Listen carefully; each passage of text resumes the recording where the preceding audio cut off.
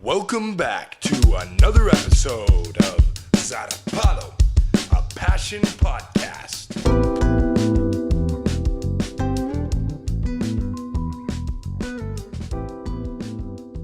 I'm your host, nice. Hagen Javier, and today I have a very special guest, my new friend, where we went to high school together, I think a few years Yes, back, we because did. that was 2017, so... Something like that. Yeah, so when I graduated, you were, what, sophomore? I don't know. Who knows? Something. So long ago, Yeah. now we're both doing other things. Yeah. Keoni, what's your last name, Keoni? Keoni, Carrion. Keoni Carrion. Yeah. It's got a good name to it. Thank Good you. name. Thank you. So I'm going to do a quick, kind of intro for why I wanted to have you on the show, and then I'm going to have you introduce yourself, and then we'll get right to it. Sure, let's do it. But yeah, so basically I've followed you on Instagram for, I don't know how long, maybe a year, maybe a couple years, something like that. Yeah. But you just have this way with the shots and the filming that you put out there. And it's, I just learned, it's not videographer, it's videographer. Yeah. Okay. I mean, I don't Or really. both? Yeah, sure. Okay, yeah, I don't know. My family was correcting me on that. Like, you're about to have a videographer on here. You better say Yeah. it right. But I saw the work you were putting out, man. And then when you started getting into this travel thing, I was like, this guy's perfect for my show. I mean, you're out there living your passion, and it's inspiring. So I wanted to bring you on to meet everybody here. So, Keoni, Hello. Introduce yourself, where you're from, how old you are, and kind of what you're up to right now. All right. Yeah, my name's Keoni. I'm from Sacramento, California, specifically Orangevale. I'm 21. I just turned 21 a few months ago. And I'm a filmmaker. And I'm traveling right now, and so I make films and I travel at the very moment. That's pretty much what I do right now. Right on, man. Yeah. Well, I mean, it's so cool because I'm sure, to get it started, what is just one thing that you've learned from leaving Orangevale to going out into the world? Oh man, I learned a lot of things from leaving, but I mean it's kind of like one of those experiences, almost like whenever you leave high school. And for me, I didn't go to college, so like once I finished high school, that was kind of like the end of that. Yeah. And that feeling that I got, it's almost like, your world, your horizon is expanded. Yeah. And it's like that was just school too. So whenever I left Orangevale to, go on these road trips and start traveling, that's whenever I really felt like I grew and I realized how big the world is. Yeah. And but just like imagine when you leave high school and then, whenever you go see the world, it's like that times 10. Yeah. It truly is. Which is a super eye-opening experience, I think. Yeah. Did you, in your travels, have you been to Ireland or met anybody from Ireland yet? I have met someone from Ireland. I've never Okay. been there though. Have they told you about the thing that they give to everybody in the country after they're done studying, kind of like how you described, as soon as they reach that point of... No, I haven't. So they do this amazing thing where you get, covered by the country.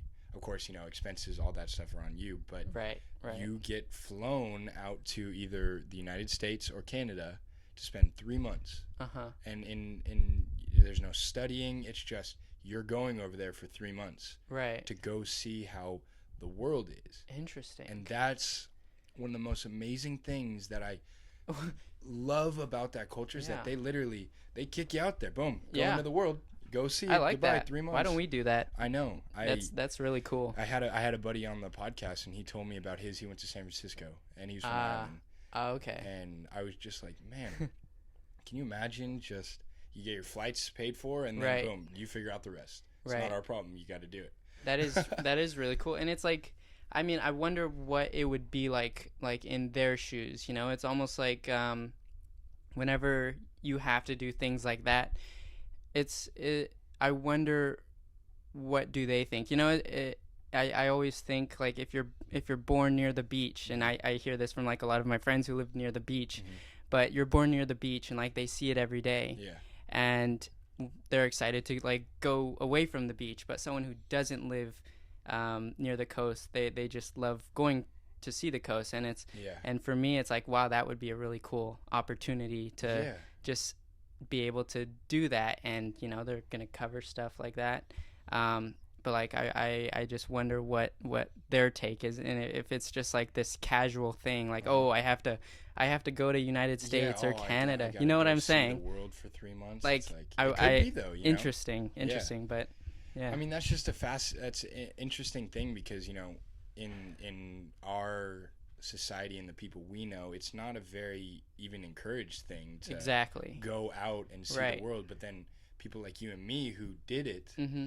you just see how much it brings you, and Yeah. how much, like you said, it opens the world up. It does, yeah. Expands your horizons, and Mhm. it's incredible, man. So I Yeah. commend you to that, because I did the same. So Yeah, we did it. yeah, We're so still doing it, hopefully. we're still doing Yeah. it. Yeah. So Keoni, as you know, this podcast is all about passion, and Yes, sir. so I guess I now want to ask you, Mm-hmm. what are you passionate about? What am I passionate about? And keep in mind, there, as I probably expect you to not only have one, Yeah. but as many. That's what the Yeah. beauty of passion is. Right. As many as you can have, share 'em, man. Yeah, I mean, you said it. I'm passionate about a lot of things. I'm very passionate about my work as a filmmaker. I'm passionate about music. I love music. I love storytelling, and that kind of goes hand in hand with filmmaking, which is awesome. I love to create things. I like building things with my hands, and I like cooking. Anything where I have power to just create. Like that's something I'm super passionate about, and that's also kind of gone hand in hand with filmmaking, funny enough. Yeah. I'm passionate about relationships with people. I care about the people in my life, and I'm super attached most of the time to the people I care about. But yeah, I have a lot of passions, I guess. Yeah. Right. Now that I think about it. And that's Yeah. the thing. It's like giving someone the opportunity to directly think, what are you passionate about? Yeah, I know. You start seeing all these things that it's like, whoa, I'm passionate about it. I'm passionate, yeah. Yeah. And it's amazing, man, because I truly believe that the things you want in life, you can't get there without passion. Right. And it doesn't even yeah. have to be related passion. It's Mhm. like, if you're doing your passion, that's going to carry you to where you need to be. Right. So you briefly mentioned something about the filmmaking. So tell everybody about what it is that you do with filmmaking. Yeah, filmmaking is my life right now. I would say I always catch myself saying like, oh, I have work to do, or like I have to go to work, and I always catch myself when I say that, because when I think about it and I take a step back, like filmmaking has never really felt like work to me. Mm-hmm. I just naturally like, oh, I have to go edit, I have to go do some work, Yeah. And but yeah, funny enough, filmmaking is my life, and if I'm not editing, I'm writing scripts. If I'm not writing scripts, Mm-hmm. I'm thinking. If I'm not thinking, I'm filming. If I'm not filming, I'm doing something that relates to film in some way, shape, or form. Yeah. But yeah, it's been my career for the past all my life, actually. Yeah. And yeah, now I've branched out. I've branched out into like a few different niches in the film industry, Mm-hmm. and now I'm just trying to make it like a sustainable career for hopefully the rest of my life. Absolutely. Yeah. Man. And the beauty of life is it can take you in all these places. It can, yeah. And I mean, as long as you got your camera with you, it sounds like so far it's been good. Yeah, literally. That's exactly it. Yeah, so you told me earlier that you started out in the wedding industry. I did, yeah. And, as I told you, my dad was a DJ. Mm-hmm. I started out, he DJ'd weddings. Yeah. And so when I was 15 years old, I started in the wedding industry. Okay. And so what do you think you learned from working in that specific type of industry? Because my dad did it because he said he got an opportunity to have a part in the most important day of someone's life. Right. And so I'm Right. curious to hear from you what you feel you learned from working in that industry. Yeah, I think whenever I initially started filming weddings, it was super, it was honestly kind of baffling to me, because whenever I started filming weddings, I think I must have been like 15 or 16 years old, and I just remember thinking like, these people must be crazy to hire a 15-year-old to film like one of their most important days. Yeah. And if like not the most important. Yeah, exactly. And like I learned that people are really nice in that way. I don't know if I don't know what the circumstances were, but I probably would never do that. Yeah. Which is funny, but I think over the course of filming the weddings, I learned a lot about storytelling, and, you know, putting together like a story, because whenever I film weddings, you know, you kind of just see a lot of like, you don't know a lot of the couples, but or at least you don't know them like personally, but throughout the day, you know, you like hear people talking, you hear like toasts people are making, and like even though it's just one day, you get to really know them in a way. And I think that was one of the most important things that I learned, is just being able to take all of that, and, you know, most of the time things don't go as planned, and so taking all these different things, not really expecting like a certain way that this wedding is going to go, and making something that they could watch and they could look back to and relive. But also weddings were super pressuring. And my dad used to say there's no room for anything less than perfect. There's no room for errors, but trust me, I made my fair share of errors. Too many to talk about, but yeah, I think it's also taught me a lot about just it's okay to make mistakes, and, you know, if you learn from them, then there's nothing wrong with it. Yeah. Well, you know, I like the fact that you mentioned that you learned a lot about the art of storytelling. And, you know, I'm actually in a couple weeks having someone on that is going to be talking about the art of storytelling, which is cool. But that really jumped out to me because I've seen a good amount of your vlog, like travel vlogs. Like when you were going in the Xterra all around the United States, I would watch some of the things that you do. Just I had a lot of time alone while I was in South America at the beginning, you know. That's funny. Moving to a whole new country.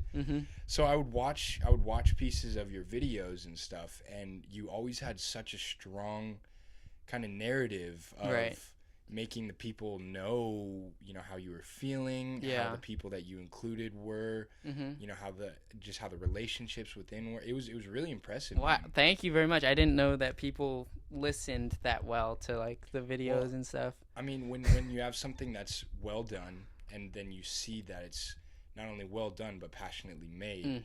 I mean, especially for me, I'm all in, you know, as this show, you know.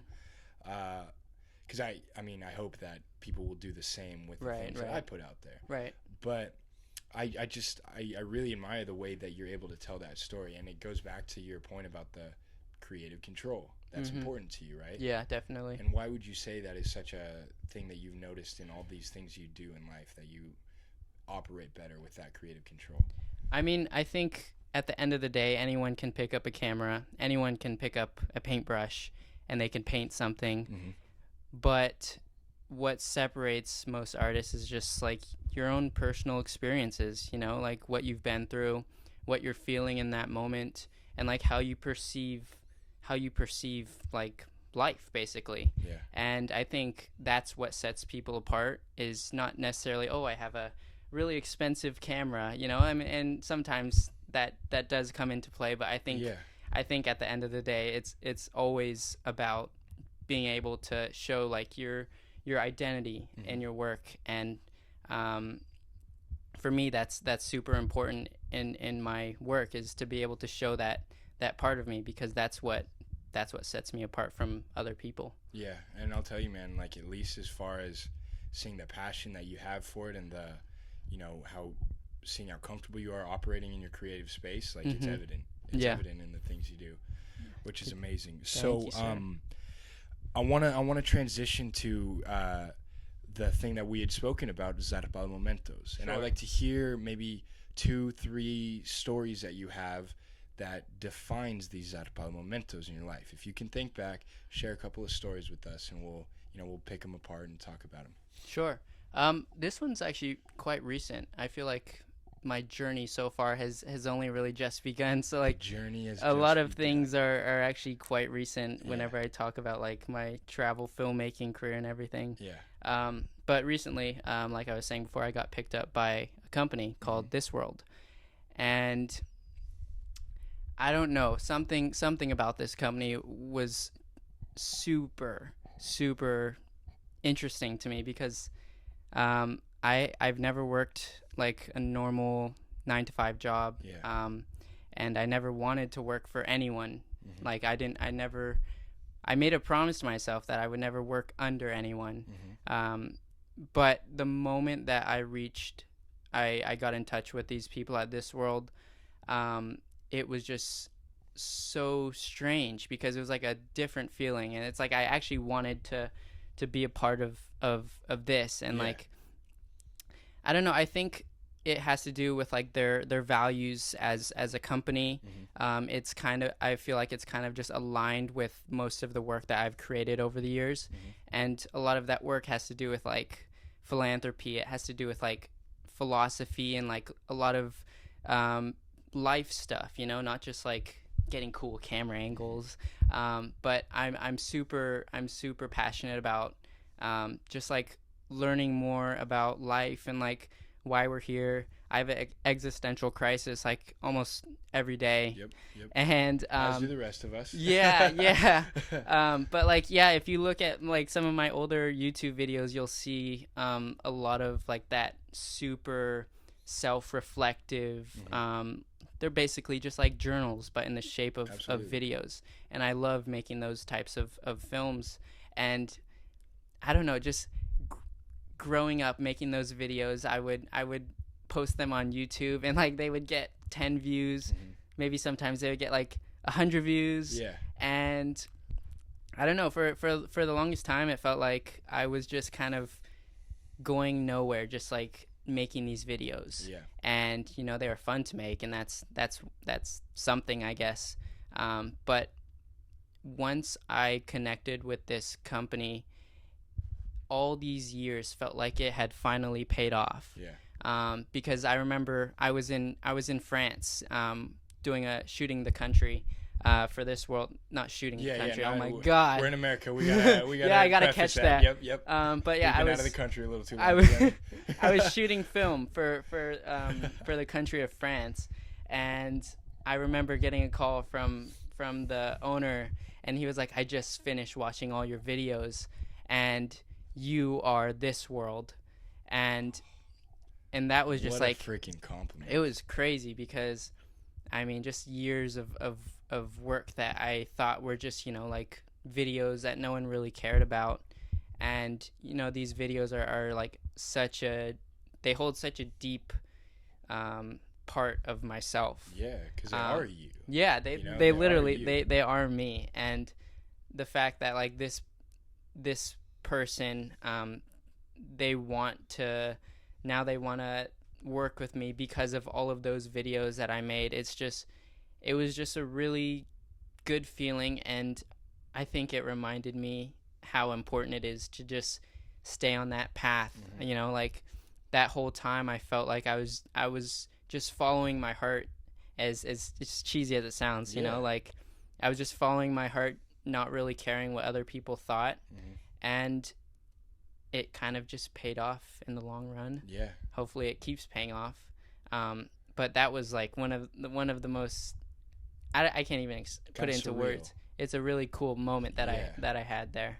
Well, you know, I'm glad to give you the vocab for that. That is a Zarpado Thank momento. You. Zarpado momento. Eso, yes. So, you know, a couple of things that kind of stood out to me as you were telling that was, like, at the very beginning when you said, and I think a lot of people can relate to that, not wanting to work for someone else. You know, I mean, you hear, especially with people our age in this day and age, where they're saying, you know, I don't want to work for somebody. Right.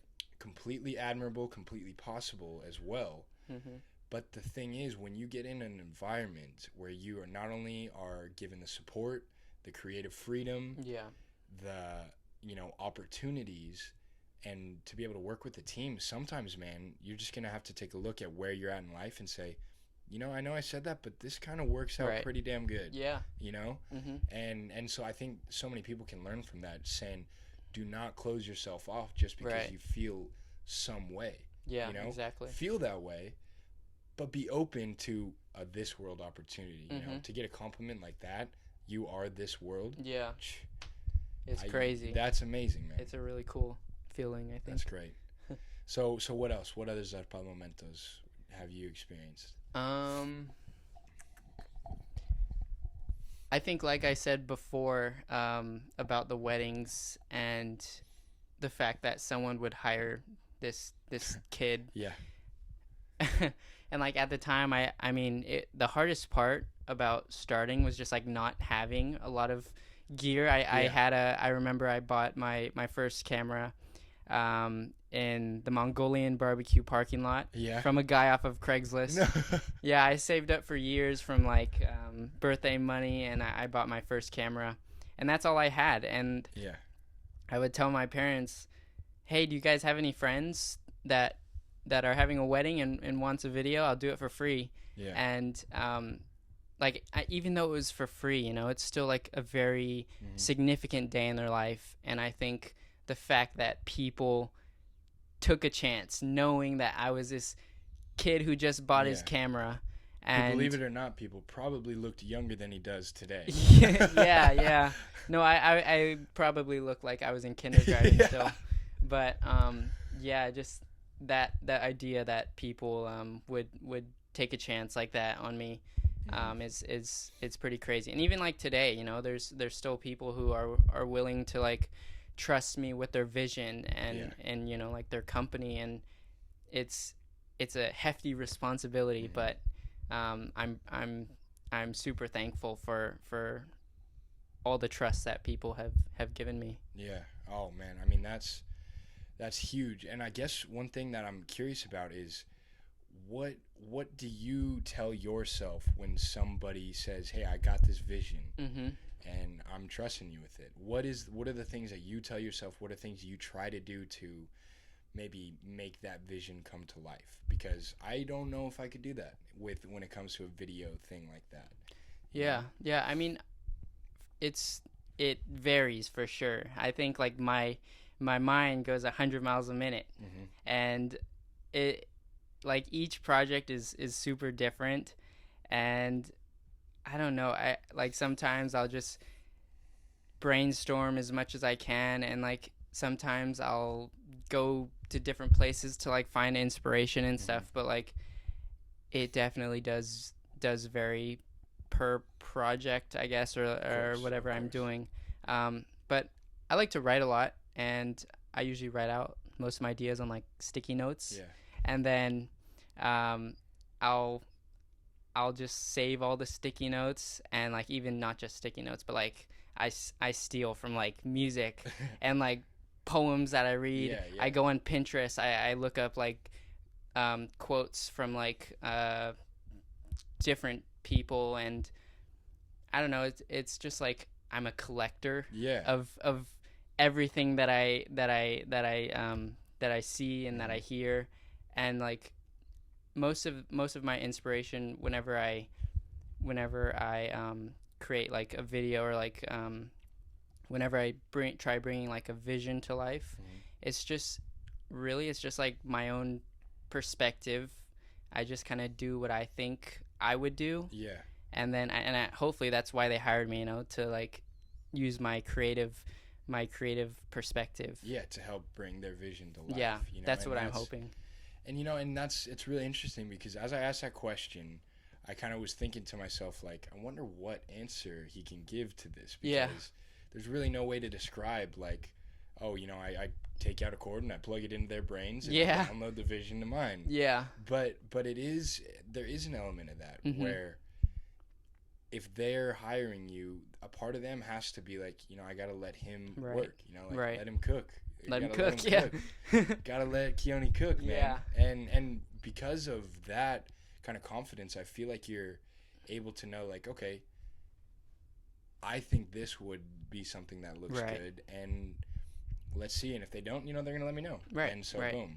And I'm sure you've had times where you've produce something that felt like it was it, and they were like, nope, that's Yeah. not what I'm looking for. Yeah, no, and it's I've become more I've learned a lot more about this. Like, I used to make a lot of videos, and like, obviously, you know, starting out, you kind of have to make these work. You have to work on these projects where it is like their vision. They have creative control, and that's just kind of how you get your foot in the door. Mm-hmm. You know, getting a portfolio and stuff. But like, what I've been learning lately is that if you make something, if they come to you and, you know, I make a film for them, Mm-hmm. and they don't like it, but I know that I put in, you know, 110% of my blood, my sweat, my tears, Exactly. all my creativity, then, you know, it's just not a good fit. And it's like, even going back to like this world, it's like it's a good fit, and you know it whenever you're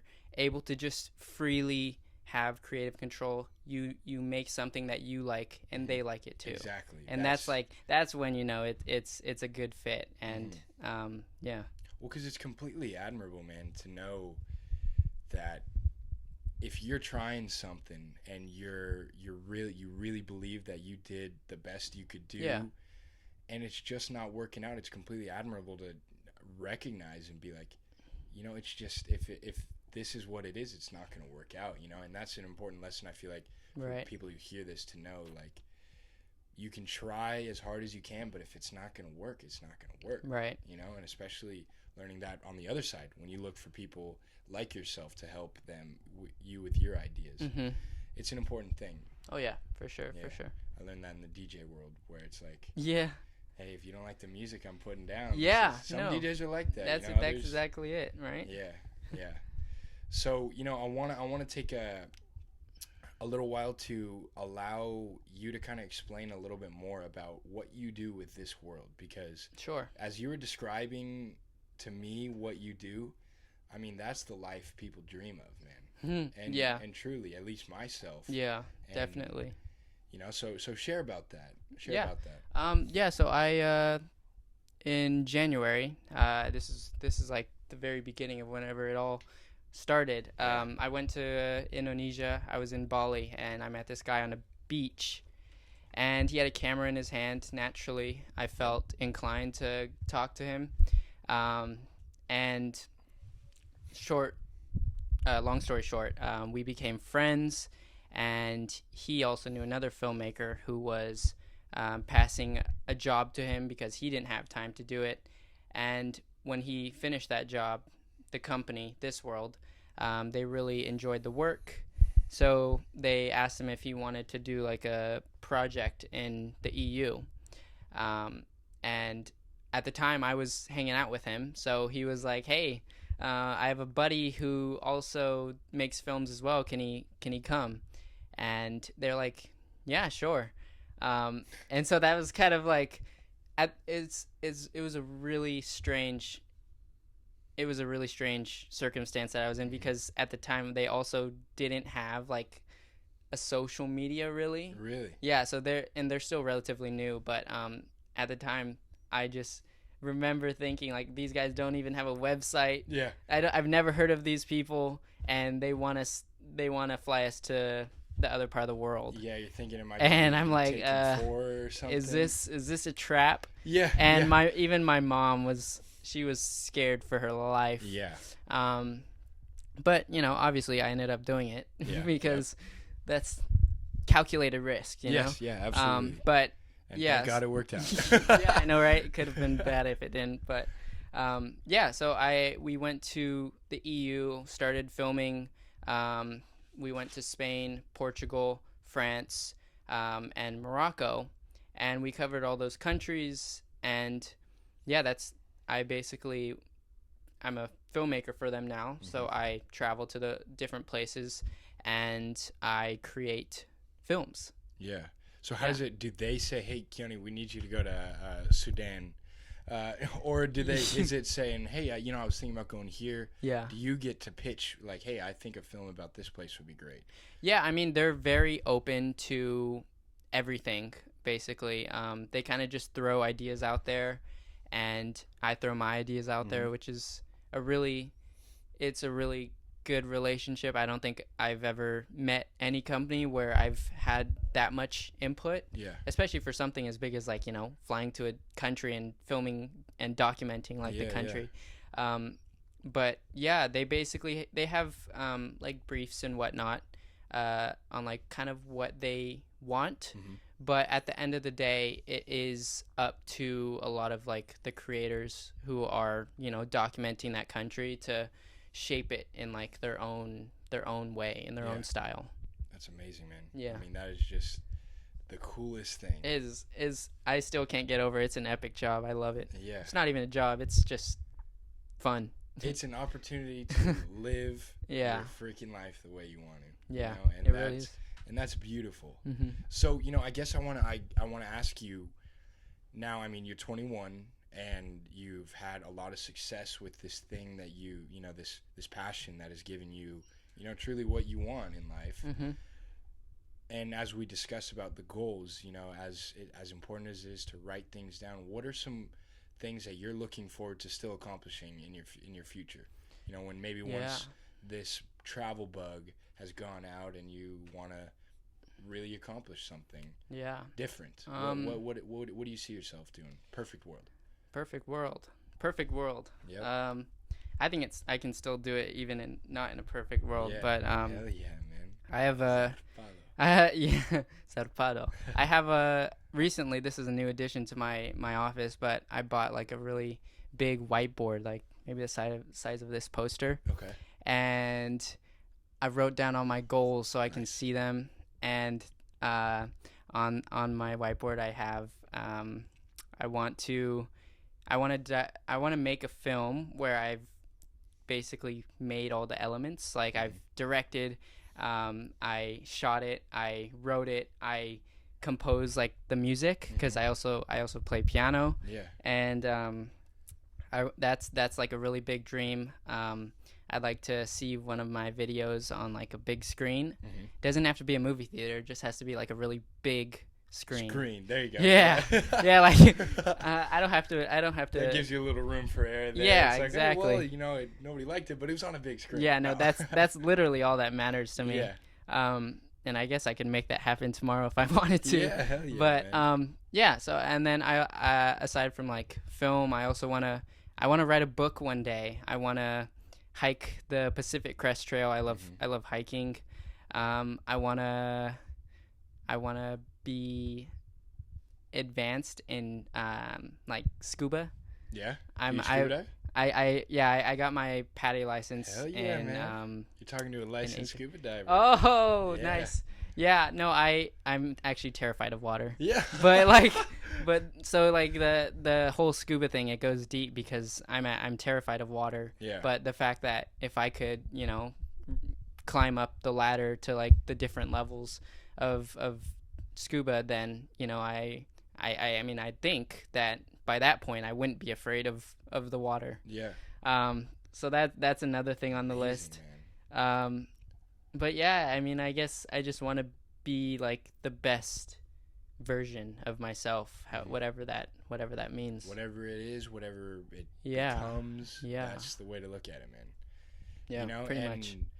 I really admire the tenacity you have at such a young age, you know, and that's why when I saw the thing that really got me was when you just did that quick little intro.